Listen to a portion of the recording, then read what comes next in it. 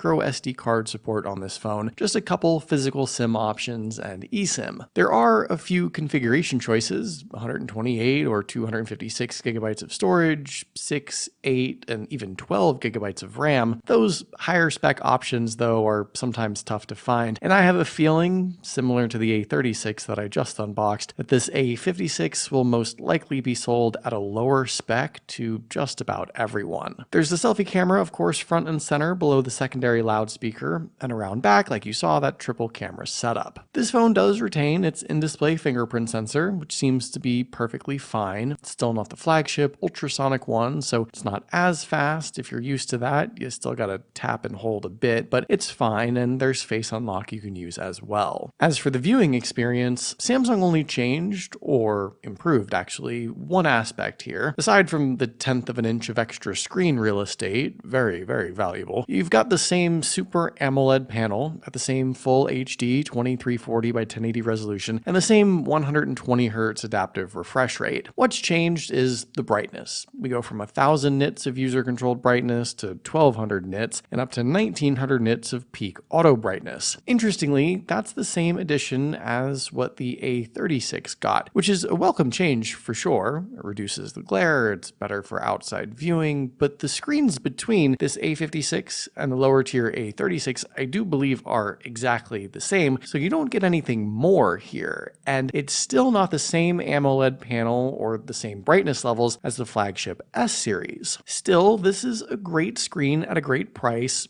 and I don't think anyone is going to notice or care that it doesn't match the S25. In fact, I think this is still one of the better screens you can buy for under $500, and it continues to be a great reason to consider this phone specifically. I know a lot of other mid-range devices, especially the gaming-focused ones, are pushing things further, but this is the right balance of usable spec